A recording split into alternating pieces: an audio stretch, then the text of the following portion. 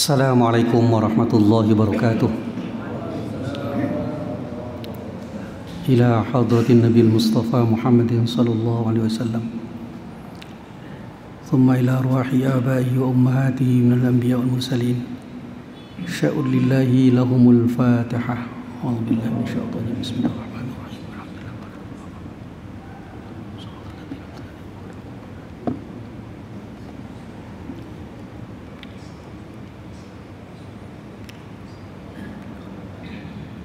Bismillahirrahmanirrahim. Alhamdulillahirabbil alamin wassalatu wassalamu ala asyrafil anbiya wal mursalin sayyidina Muhammad wa ala alihi wa sahbihi ajma'in, amma ba'du. Qalu subhanaka la ilma lana illa ma 'allamtana innaka antal alimul hakim.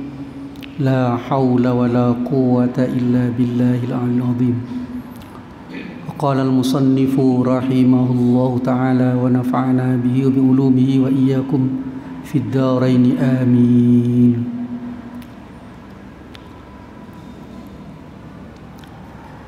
Para bapak dan ibu, rekan-rekan pemuda dan remaja jamaah Masjid Jami' Al-Muhajirin Kampung Islam Kepaon yang saya hormati, disyukur mari kita panjatkan kehadirat Allah Subhanahu wa taala. Limpahan nikmat dan karunia-Nya begitu banyak, termasuk nikmat kita diberikan menjadi seorang mukmin, menjadi seorang muslim, yang tentu tugas kita adalah merawat, menjaga, mempertahankannya, membelanya sampai akhir hayat kita. Wala tamutunna illa wa antum muslimun. Dan janganlah kalian sekali-kali mati, kata Allah, kecuali mati dalam keadaan berserah diri atau tunduk dan berserah diri hanya kepada Allah. Jadi Islam adalah din, adalah agama yang memiliki 3 komponen dasar, yaitu komponen akidah yang kita sering menyebutnya dengan komponen keimanan atau kepercayaan. Kita mempelajari betul bagaimana akidah yang benar itu, karena ini adalah pondasi dari agama kita yang paling pokok. Ibaratnya bangunan, dia pondasi rumah. Ibaratnya pohon, dia akar. Kalau pondasi atau akarnya rapuh, jangan berharap pohon yang ada di atasnya atau bangunan yang dibangun di atasnya akan kokoh. Jadi tugas kita adalah bagaimana menjaga betul akidah kita. Jangan sampai kemudian kita terseret kepada perbuatan syirik yang mengantarkan kita tidak lagi sejalan dengan nilai-nilai ketauhidan, yang tentu risikonya sangat besar.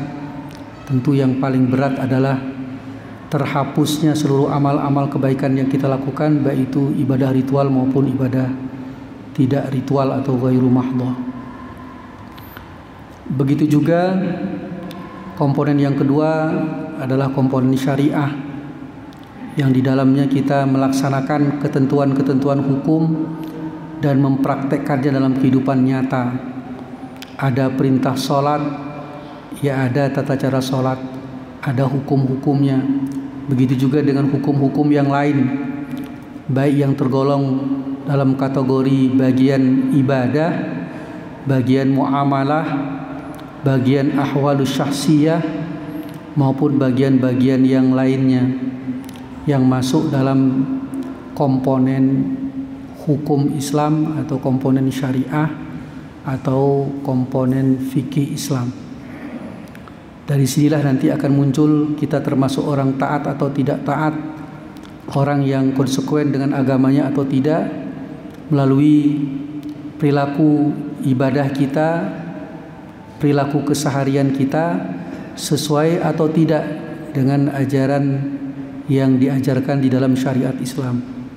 Ini masuk komponen yang penting di bawah komponen akidah. Kemudian yang ketiga ada komponen ihsan, atau lebih sederhana kita menyebutnya komponen akhlak, yang masuk juga di dalamnya tasawuf. Bagaimana kita berperilaku yang baik, berkata yang baik, kemudian menunjukkan sikap yang disebut dengan al-akhlakul karimah, baik itu ditujukan kepada Allah, kepada sesama muslim, kepada sesama tetangga kita yang walaupun berbeda keyakinan dan tidak merupakan kerabat kita, maupun dengan orang-orang yang berada di seluruh belahan bumi ini, dari barat sampai ke timur, utara sampai ke selatan, bila kita menjumpainya. Bahkan bagaimana kita berakhlak kepada lingkungan, hatta kepada hewan, tumbuh-tumbuhan, kemudian juga benda-benda alam, yang semua itu pada hakikatnya diciptakan Allah untuk kita manfaatkan, bukan untuk kita eksploitasi dengan semena-mena. Karena itu akan berisiko bagi kehidupan sosial kita, kehidupan kemasyarakatan kita, dan kehidupan kita pada umumnya. Jadi karena itu maka ketika kita membicarakan apapun dari yang namanya Islam, 3 komponen ini harus hadir.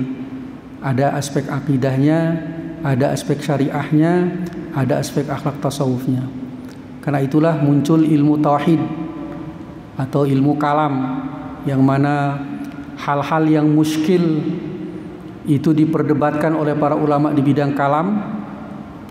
Muncullah firqah-firqah kalam, apakah itu khawarij, apakah itu murji'ah, apakah itu syiah, apakah itu qadariyah, apakah itu jabariyah, apakah itu mu'tazilah, apakah itu qaramithah, apakah itu aliran salaf, apakah itu ahlussunnah wal jamaah, dan lain sebagainya. Jadi hal-hal yang muskil di dalam ilmu tauhid, bidang akidah itu diperbincangkan dengan menggunakan argumentasi masing-masing, memadukan antara dalil naqli bersumber dari wahyu, teks-teks yang ada di dalam Al-Quran, maupun teks-teks yang ditemukan di dalam hadis-hadis Nabi atau sunnah Rasulullah SAW. Kemudian yang kedua, menggunakan dalil akli. Tentu bukan akal sembarang akal, tetapi akal yang sistematis, yang terstruktur, sehingga bisa dipertanggungjawabkan ketika melakukan perdebatan menggunakan dalil akli ini. Itu biasa dilakukan oleh para ulama di bidang kalam ini. Perdebatannya alot, seperti yang muncul pertama kali itu membicarakan tentang bagaimana status orang mukmin yang melakukan dosa besar. Muncul Mu'tazilah misalnya, muncul Khawarij, di mana mereka menghukumi pelaku dosa besar otomatis tercabut keimanannya, tidak lagi menjadi seorang mukmin, maka dia jatuh menjadi kafir. Jadi ekstrim betul Khawarij ini. Jadi setiap orang yang melakukan dosa besar, tentu dosa besar menurut pandangan mereka itu jumlahnya banyak. Kalau yang sederhana menghitungnya mungkin hanya belasan, ada yang menghitung hanya 7 saja, ada yang menghitung sampai 40, ada yang menghitung lebih banyak dari itu. Maka kalau menggunakan pandangan Mu'tazilah pandangan Khawarij yang ekstrim ini, otomatis begitu orang melakukan dosa besar, maka orang itu jatuh kepada kafir dan tentu kekal di dalam neraka kalau dia mati tidak kembali kepada ajaran yang benar. Bisa dibayangkan kalau ada orang Khawarij menemukan orang muslim yang melakukan perbuatan zina dosa besar, otomatis kafir. Menemukan orang muslim durhaka kepada orang tuanya, otomatis dosa besar, otomatis kafir, dan begitu seterusnya. Nah, kemudian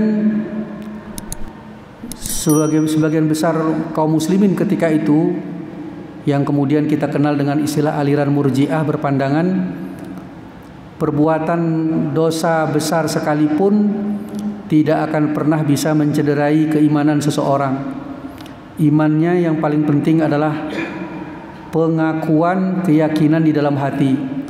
Perbuatan-perbuatan yang dilakukan tidak akan pernah mengantarkan orang itu bertambah atau berkurang imannya. Dia tetap mukmin, hanya kemudian dia memiliki label tambahan mukmin yang asi, mukmin yang punya dosa berdosa atau berbuat maksiat. Ini tergantung yang bersangkutan. Kalau dia bertaubat maka kembali ke asal mukmin yang taat. Kalau tidak bertaubat tapi Allah mengampuni, maka selamatlah dia. Tapi kalau Allah tidak mengampuni, maka dia akan dihukum sebatas kesalahan dan dosa yang dilakukannya itu. Ini pandangan Murji'ah. Nanti kita tahu dalam konteks ini sama mirip dengan pandangan kita Ahlus Sunnah wal Jamaah. Kemudian di antara perdebatan dua kutub ini muncul kutub yang tengah-tengah yang disebut dengan Firqah Mu'tazilah. Mereka berpandangan orang mukmin yang melakukan dosa besar tidak lagi mukmin karena dia berani melakukan perbuatan dosa besar, tapi belum bisa dikatakan kafir. Maka orang ini berada di antara dua tempat. Muncullah doktrin al-manzilah bainal manzilatain.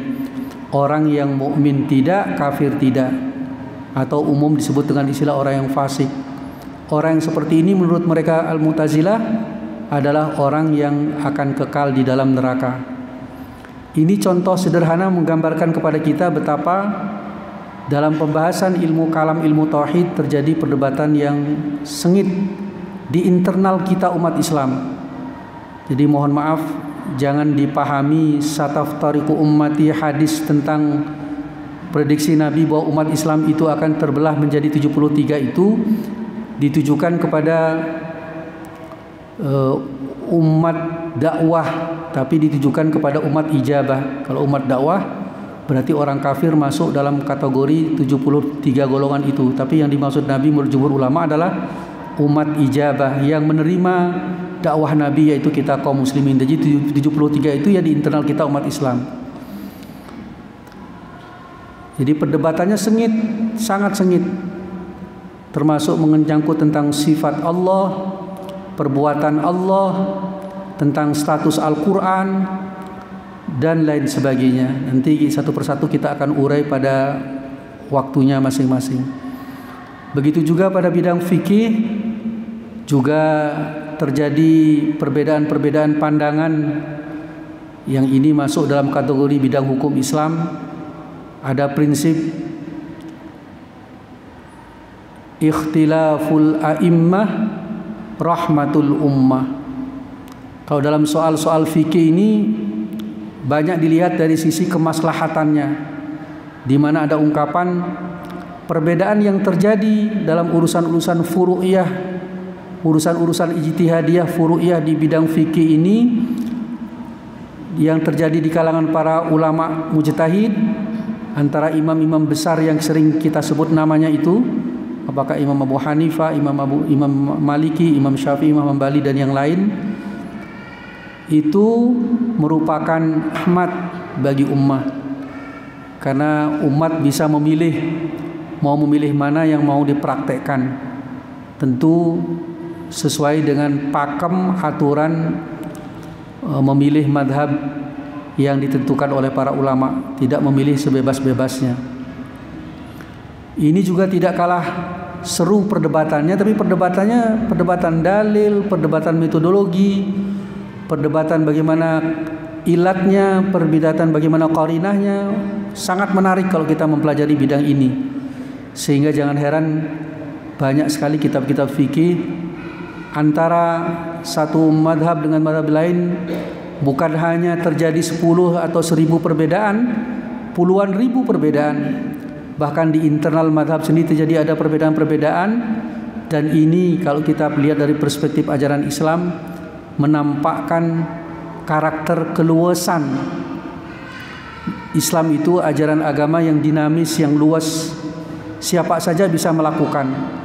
Kalau boleh kita gambarkan secara faktualnya, orang harus sholat berdiri, kalau nggak bisa berdiri boleh duduk, nggak bisa duduk boleh berbaring, nggak ada air boleh menggunakan debu untuk tayamum, dan yang lainnya. Termasuk dalam bab puasa, ketika seseorang berada dalam perjalanan, sedang berada dalam kondisi sakit atau karena alasan-alasan lain, puasa yang merupakan hukum yang pokok, yang azimah, itu bisa berubah menjadi perkara yang disebut dengan istilah perkara rukhsah, keringanan.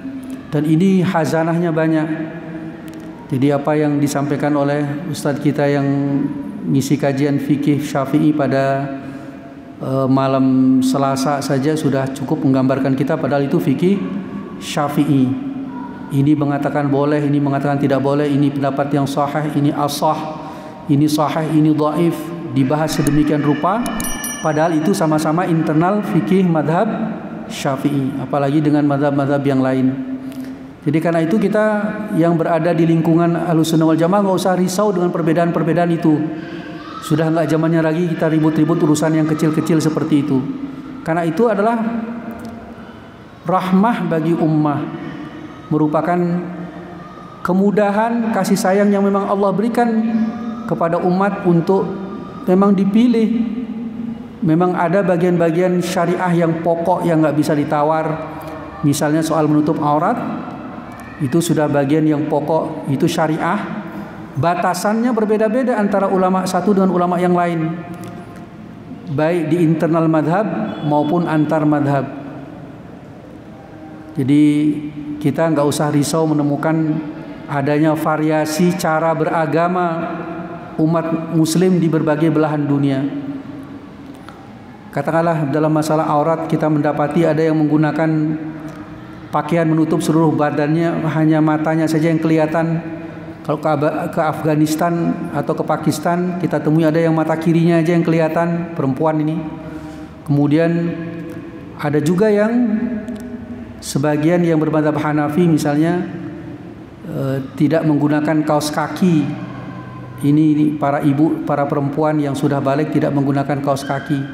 Tapi di Arab pada umumnya menggunakan kaos kaki, sarung tangan dan sebagainya. Baik di dalam sholat maupun di luar sholat. Ini menariknya, makanya itu pentingnya kita pergi umroh atau pergi haji supaya kita tahu itulah gambaran perbedaan-perbedaan yang terjadi di kalangan umat Islam, yang seharusnya kita bisa seperti kita sedang melaksanakan ibadah haji dan umroh, nggak usil, nggak saling menyalahkan selama mereka itu memiliki landasan di dalam beramal. Jadi relatif perbedaan-perbedaan fikih ini tidak terlalu serius perdebatannya. Karena tidak akan ada di sini istilah kafir mengkafirkan. Kalau dalam bidang akidah mudah muncul kata kafir mengkafirkan seperti yang dilakukan oleh kelompok ekstrim yaitu Khawarij. Yang kita risaukan ketika mereka menghukumi kafir, lanjutannya itu maka apa yang dimilikinya itu berhak untuk kita rampas, halal darahnya, boleh dibunuh, begitu konsekuensinya. Jadi jangan dianggap sepele dalam masalah-masalah yang seperti ini. Makanya kita Ahlussunnah wal Jamaah menghindari mudah untuk mengafirkan orang lain selama yang bersangkutan tidak jelas-jelas melakukan dosa besar yang memang mengantarkan kepada kekafiran seperti syirik misalnya. Tapi kalau masih dalam level dosa besar yang tidak mengantarkan kepada syirik, kita Ahlussunnah wal Jamaah menjaga lisan kita jangan sampai kita mengatakan orang itu kafir. Karena setiap orang itu mengalami proses kehidupan yang mana masih bisa diperbaiki dan lain sebagainya. Ini kelaziman yang terjadi dalam konteks perdebatan ilmu tauhid, ilmu kalam di kalangan para ulama. Nah, kemudian yang tidak boleh kita abaikan sisi akhlak, sisi tasawuf. Di sini kita banyak melihat ada yang namanya tasawuf akhlaki, tasawuf yang lebih menekankan perbaikan-perbaikan akhlak dari perilaku-perilaku zahiriyah sampai ke perilaku yang sifatnya batiniyah. Muncul tidak hanya hukum wudu tapi adab-adab berwudu. Imam Al-Ghazali sangat baik mengurai soal ini.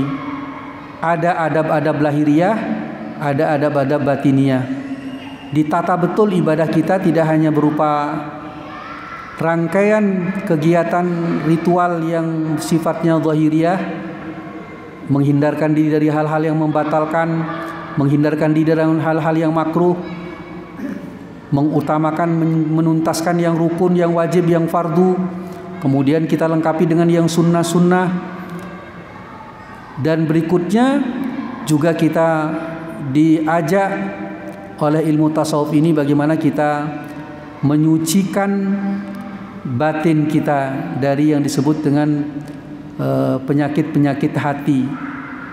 yang mana ini lebih rumit persoalannya dan lebih rumit mendiagnosenya, lebih rumit menemukan penyebabnya, dan tentu lebih rumit lagi mengobatinya.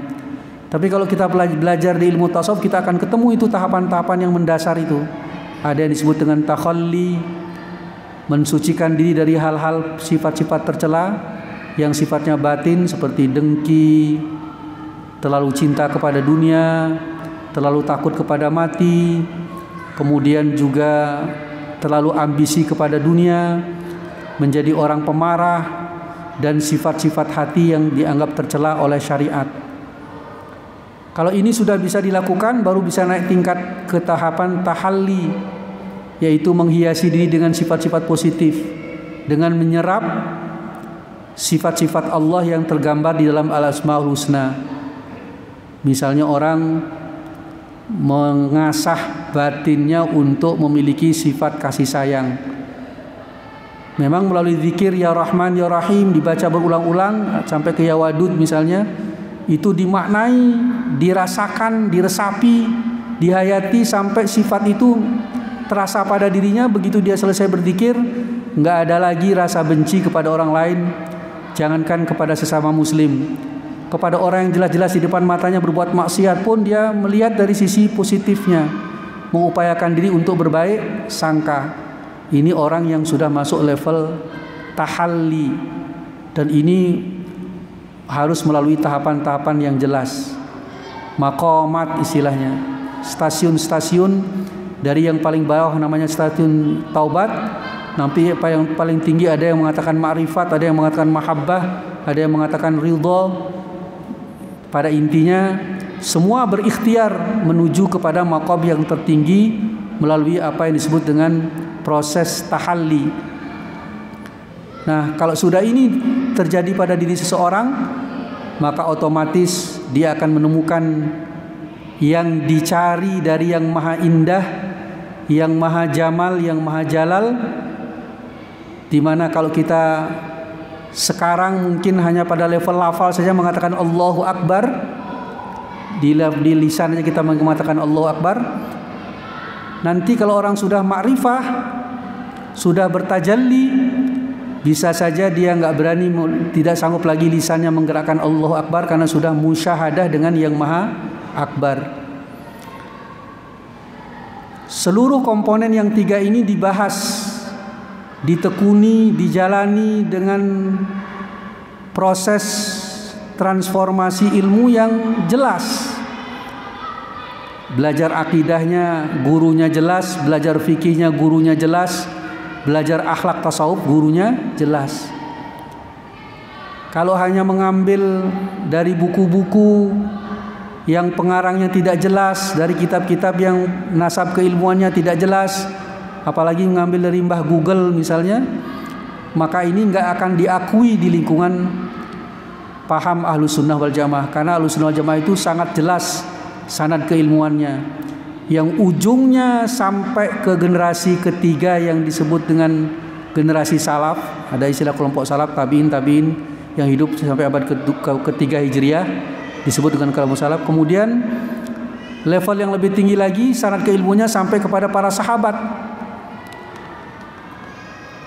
Ia bidang akidah, ia bidang syariah, ia bidang akhlak tasawuf, sampai kepada sahabat, di mana sahabat ini adalah sanad yang paling dekat dengan Rasulullah Sallallahu Alaihi Wasallam.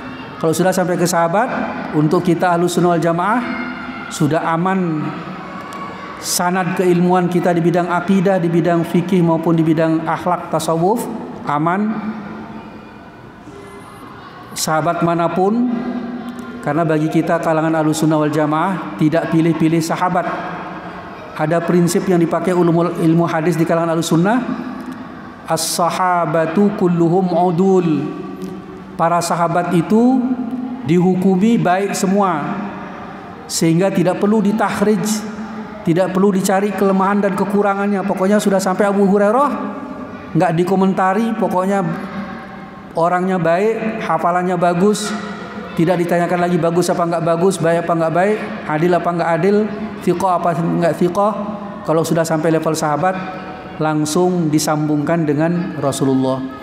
Beda dengan yang sanad di bawahnya, akan di cross check, ini sahabat pernah bukan sahabat, sanad ini, rijalul hadis ini pernah berbuat salah atau tidak, salahnya parah apa enggak parah, hafalannya kuat apa enggak kuat, pernah berdusta apa tidak, pernah berbuat fasik atau tidak, semua diteliti. Kalau levelnya tabi'in ke bawah, apalagi yang semakin ke bawah, itu tugas perawi hadis untuk menyeleksi masing-masing rijalul hadis yang menjadi sanad bagi suatu hadis. Jangan dibayangkan nanti ketika Bapak membaca hadis riwayat Bukhari dikira Imam Bukhari bertemu dengan Rasulullah langsung. Tidak. Beliau itu hidup di abad yang ketiga. Rata-rata ulama hadis itu hidup di abad ketiga sampai abad kelima.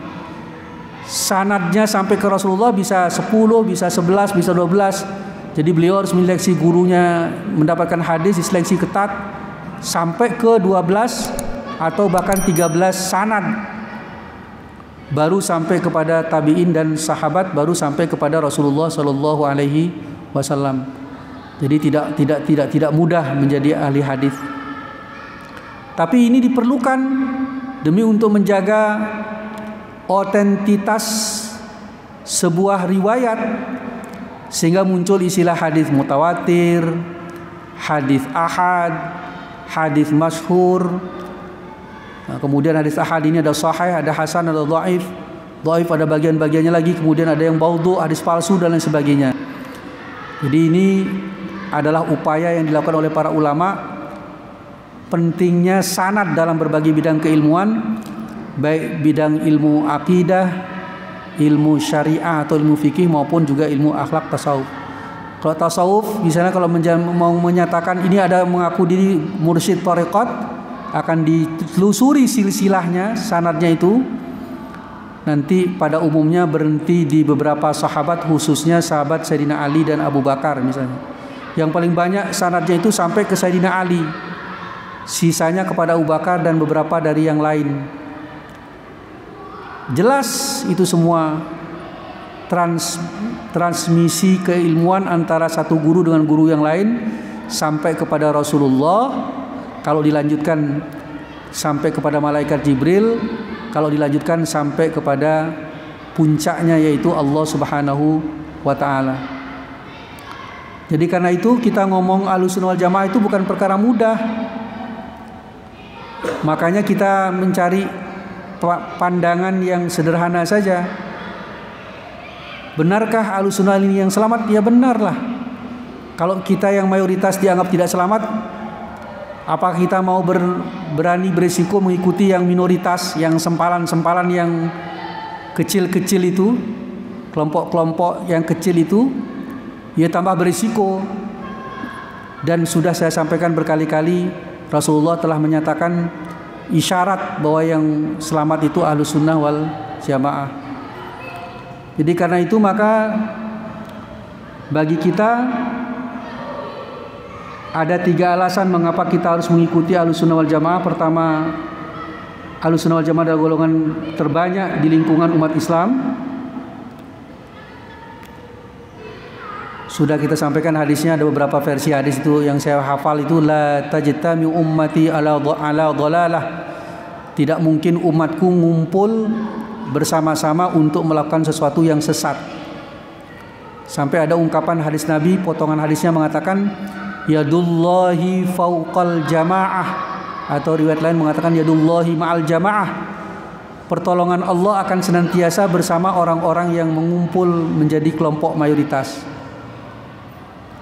Kemudian alasan yang kedua adalah kita tahu bahwasanya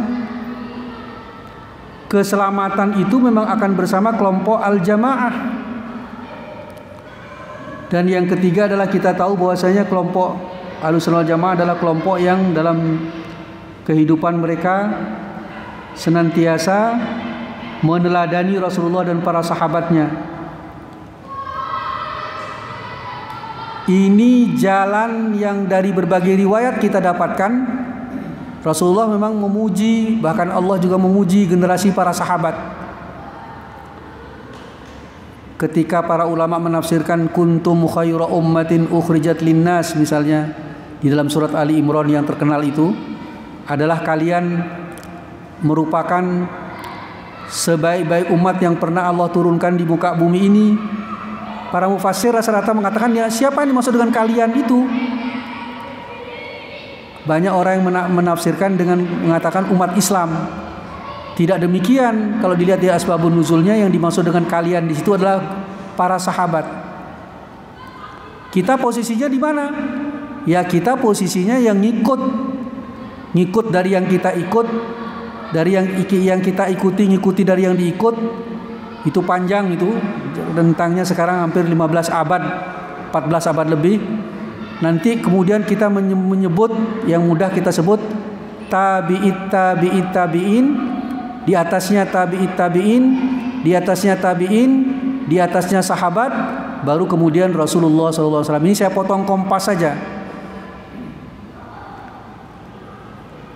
Kalaupun kita mengatakan kita meneladani Rasulullah, bukan berarti kita langsung mengambil dari Rasulullah, tapi kita mengikuti sahabat yang ikut Rasulullah, tabi'in yang ikuti sahabat, tabi'in yang ikuti tabi'in, begitu seterusnya sampai kepada orang yang kita panggil guru, yang kita teladani oleh kita pada saat ini. Jadi kita nggak mungkin motong kompas mengatakan bahwa kita ini adalah orang yang meneladani Rasulullah secara langsung. Berarti kita hidup sezaman sebagaimana sahabat dengan Rasulullah SAW, itu jelas naif. Jadi jangan sombong mengatakan saya ikut Rasul, padahal kita hanya mengikuti yang di atas kita, generasi di atas kita, yang menginformasikan kepada kita mereka dapat dari gurunya dari gurunya terus bersambung, tidak putus. Ini yang saya sebut dengan sanadnya jelas. Saya berguru ke siapa, guru saya berguru ke siapa, guru dari guru saya berguru ke siapa, sampai nanti tembus yang mudah kita melafalkan tabi'in, pengikut dari pengikutnya pengikut, kemudian pengikut dari pengikut yang diikuti, pengikutnya sahabat, baru Rasulullah Shallallahu Alaihi Wasallam. Nah, kalaupun kemudian kita sekarang disodorkan hadis-hadis, ya sekedar kita mengenali saja bahwa apa yang diajarkan oleh para ulama kita itu ada sandarannya. Tugas yang mengambil istimbat hukum dari hadis maupun Quran itu tugasnya mereka yang punya otoritas, punya kewenangan, yang punya kapasitas semuanya. Nggak boleh kita baca potongan ayat pendek langsung kita ngoceh mengatakan ini kata Allah, ini firman Allah. Na'udzubillah min dzalik. Padahal yang kita baca itu adalah hanya terjemahan misalnya yang kita kembangkan menurut pikiran kita. Ulama-ulama enggak berani menafsirkan Al-Quran kecuali mengikut para mufassir. Para mujtahid sendiri kalau memang tidak memahami tentang suatu ayat, beliau lebih menyandarkan menurut Ibnu Abbas radhiyallahu anhuma, misalnya menurut Ibnu Umar, menurut Abu Bakar dan sebagainya, mengutip pendapat dari kalangan para sahabat atau tabi'in seperti Mujahid, Atha dan seterusnya. Ada tokoh-tokoh besar di bidang tafsir Al-Quran yang kita sebut sebagai seorang mufassir. Jadi tidak serta-merta orang yang mendapatkan satu mushaf Al-Quran langsung menafsirkan. Kalaupun di antara kita ini mengajarkan tafsir, ini sebenarnya kita ini hanya menyampaikan apa-apa yang ada di dalam kitab tafsir, bukan menafsirkan sendiri. Ayatnya kita baca, terjemahannya kita coba baca, kemudian kita rujuk kepada kitab-kitab tafsir. Dari mana saja kitab tafsir itu juga ada kelas-kelasnya, ada tafsir Mu'tazilah, ada tafsir Al-Matur, ada Al-Sunnah, macam-macam tafsirnya itu. Nah, kemudian kita ikuti berdasarkan tafsir mufassir. Itulah yang kita sampaikan dalam kajian tafsir. Jadi bukan menafsirkan sendiri. Bawa Quran dan terjemahan bentuk lingkaran 7-8 orang, yang satu baca, yang satu terjemahkan, yang satu menjelaskan berdasarkan terjemahan.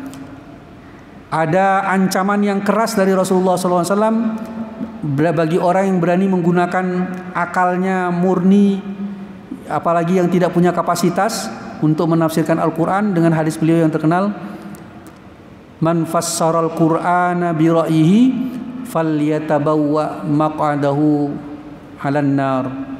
Siapa orang yang berani menafsirkan Al-Quran dengan akal pikirannya, maka silakan siap-siap saya sediakan tempat di dalam api neraka itu, kata Rasulullah SAW. Jadi sangat berat. Jadi karena itu nggak apa-apa kita ngaji tafsir Jalalain misalnya, kalau kepentingan kita hanya itu. Kalau lebih luas lagi syarahnya tafsir Sawi. Ini yang saya tangkap dari Ustaz Haji Anwar LC, mengkaji kitab tafsir berpedoman kepada tafsir Jalalain. Paling jauh ditambahkan dengan hasyiahnya, yaitu tafsir Sawi namanya itu.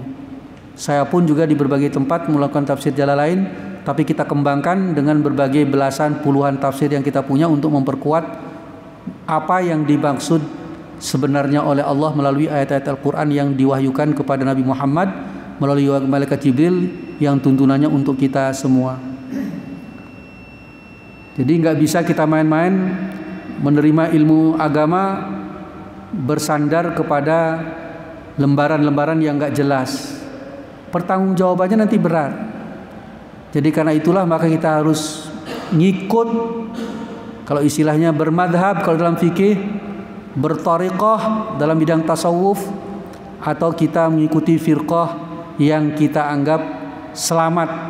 Dan yang kita anggap selamat itu adalah firqah Ahlussunnah wal Jamaah, yang mana firqah Ahlussunnah wal Jamaah ini memiliki karakter-karakter utama, dan nanti kita akan perjelas karakter-karakter itu karena waktunya sudah cukup masuk waktu Isya. Mudah-mudahan para bapak bisa maklum. Mari kita jangan berhenti untuk ngaji. Saya akan mencoba untuk mengisi waktu antar maghrib Isya ini dengan kajian keaswajan supaya kita tahu lebih dalam lagi hal-hal yang perlu kita tahu, agar saat kita melakukan amal, walaupun sudah kita lakukan, menjadi lebih tenang, karena apa yang kita lakukan itu berdasarkan pendapat ulama yang bisa dipertanggungjawabkan.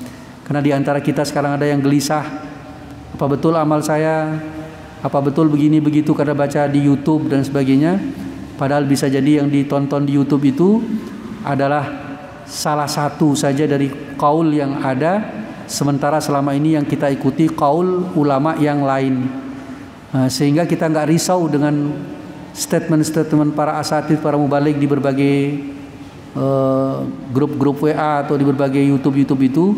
Itulah khazanah yang ada di kalangan kita. Cuman pembahasannya ada yang menggunakan bahasa yang halus, yang santun, ada yang menggunakan bahasa vulgar, ada yang terlalu keras, ada yang radikal, dan lain sebagainya. Tentu buat kita gak usah diambil hati. Inilah keadaan yang ada di kalangan umat kita, umat Islam. Mari kita saling bertoleran satu dengan yang lain, saling mengerti.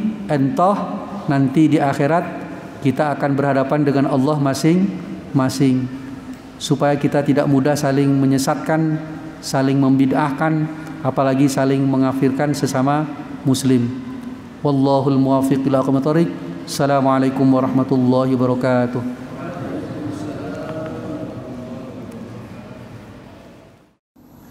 قد كفاني علم ربي من سؤالي واختياري فدعائي وابتهالي شاهد لي بافتقاري.